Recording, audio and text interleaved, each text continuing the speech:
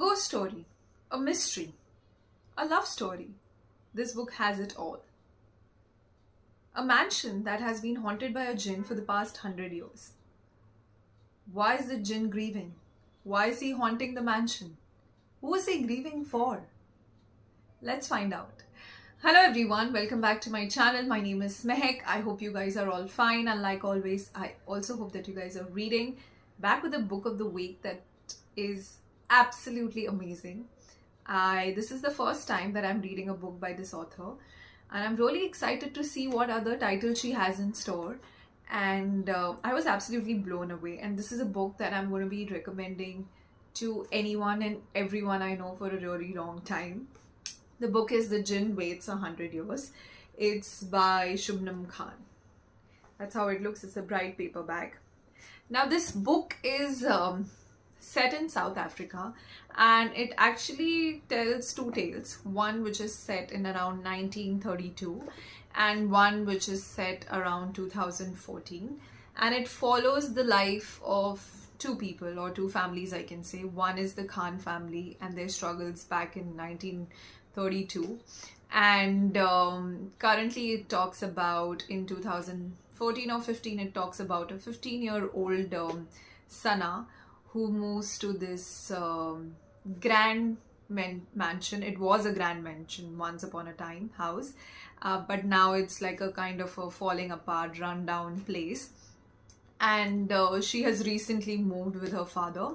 So let's talk about Sana. Sana in the present time. Sana is a 15-year-old girl, and she has recently moved to this house called Akbar Manzil, which is in South Africa.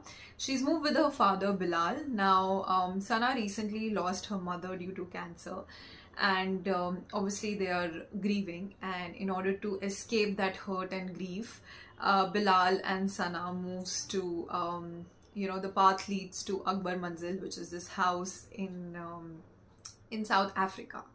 Now, at one point of time, this house, it's right at this sea coast, facing the sea, and it was beautiful. I mean, the ships used to pass by, and they used to stop and look at this house. It was really grand at one point. However, now, every time residents come and stay, they, run within a week. They just go back, they leave the house. The plumbing is always leaking, the lights are flickering, and there is a eerie feeling in the house, like a haunted feeling, like you're being watched by someone. This someone is the jinn, which I spoke about, which is also in the title. Now this jinn is grieving.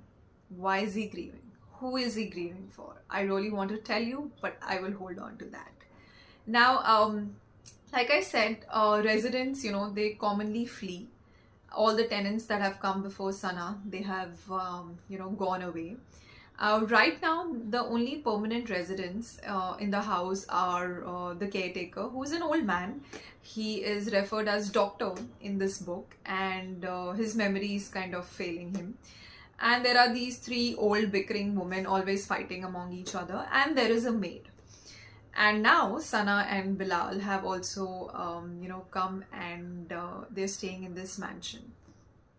Now Sana obviously is not afraid of, like I said, the house is haunted and there's this feeling of someone watching you. So Sana is not worried about that. Sana has been, which was like quite horrifying for me when I was reading, because I don't do horror books. Since she was a young girl, she was a child, she has been haunted by her sister. So Sana, when she was born, she and her twin sister were conjoined. They were conjoined at the head. But as soon as the surgery happened, her twin sister died.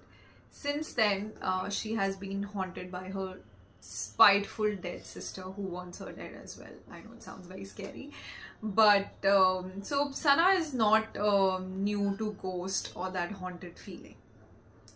But what is different with Sana is that she's a very curious child. So unlike before tenants that have come and stayed at Akbar Manzil, Sana is the one who is really curious, and she's drawn to the history of the mansion. She wants to know about why this mansion feels like the way it feels. Also, she's drawn to this east wing. So there's this east wing in the house which is always shut.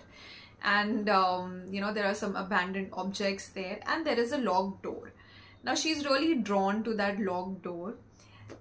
once she, develops this courage and she decides that she needs to explore the East Wing, she comes across this locked door and she opens it. And she is suddenly drawn into the world of the old tenants, who were the founders and who found Akbar Manzil, the mansion that exists today. She comes across this room that has kind of stopped, it's just like that, stopped in the history and like frozen in time. And she comes across this worn diary of a lady called Meena Begum. Now, obviously, Sana is curious. Who is this Meena Begum? And she also comes across some photographs of a couple. So she gets really excited and curious at the same time. She's also a loner child. She has nothing to do. So she starts digging up the past. Now, once she starts, going through the diary, she realizes that Meena Begum was the second wife of the owner of Akbar Manzil. His name was Akbar Khan.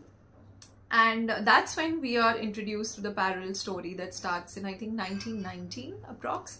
And we come to know about this dashing young Muslim businessman called Akbar, how he leaves Gujarat and he makes his way to South Africa, and he has his sugar factory. He is also married, so he had an arranged marriage in India, and with his wife together they travel to South Africa. Wife name is Jahanara Begum, and together they have a son and a daughter.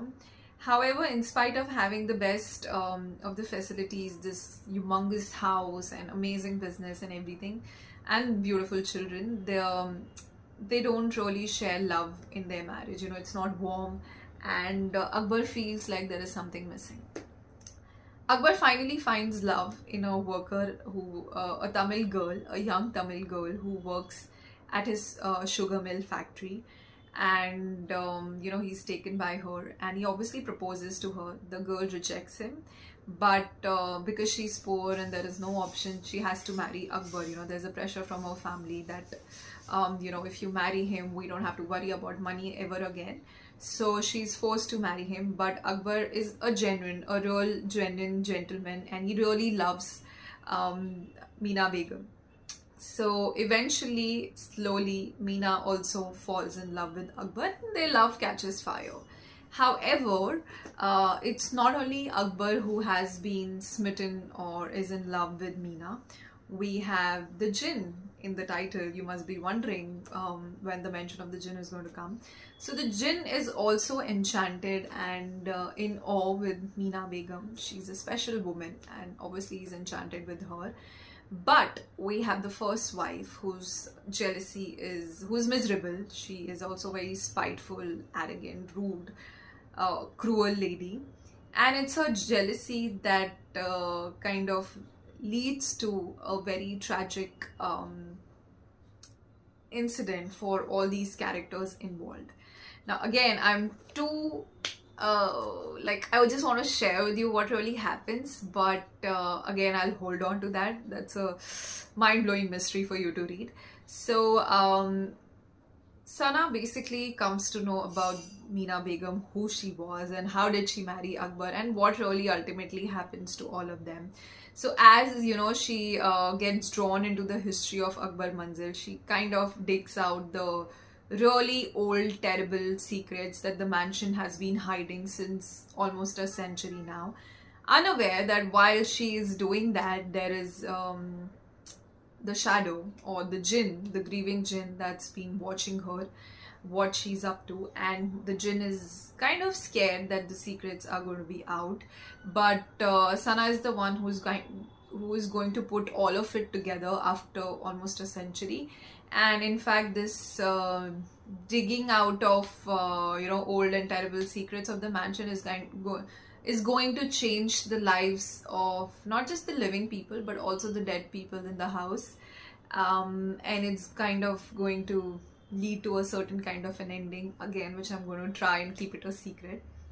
But this is what the plot of the book is. So the book is about a lonely girl who is haunted in the present times, and a grieving Djinn, and a lonely woman in the past.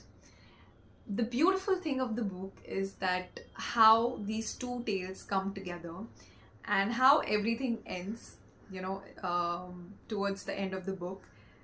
What I liked about the book was that, in spite of being a haunted and a mystery and painful read, it has a hopeful and positive ending, which was something that I really enjoyed.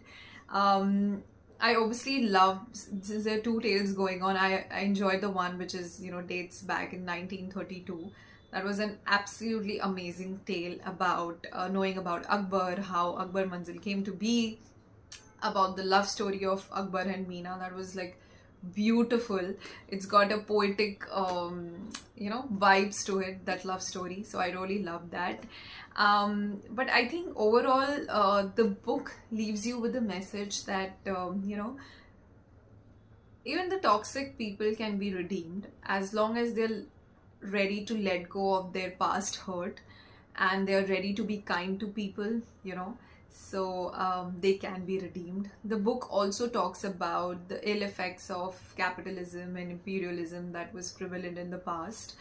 And it also talks about, parenthood. How do you deal with grief?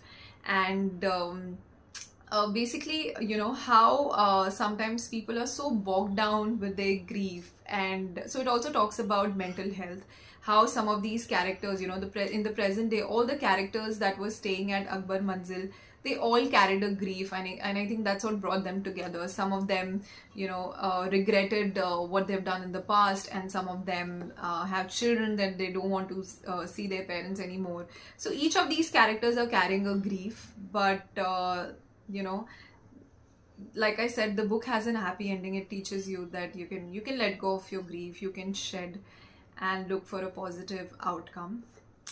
So this was, I would say, a very painful and a beautiful, beautiful tale, a story that would really stay with me for a really long time. I think if you're looking for a sweeping historical fiction with a touch of mystery and a love story, I think you would be absolutely smitten by this book, and I strongly recommend this. So that's all on this book that I have to share with you guys. If you have read this book, please let me know in the comments. If you have not, please, I urge you to read. It's going to be like, it was such a fast read for me. I mean, I didn't want to keep it down. The mystery was literally, killing me. Like, I wanted to know, why is the Djinn, haunting this place, and why is it not leaving, and who is he grieving for? And the end, what really happens with Meena and Akbar and Jahanara Begum, and what really happens with Akbar Manzil. The mystery is amazing, and I'm so tempted to share with you guys the ending. I'm so excited, but I think I'll just keep that to me. But yeah, so that's all on this book. I'm gonna see you next week with another title. Till then, take care. Bye bye.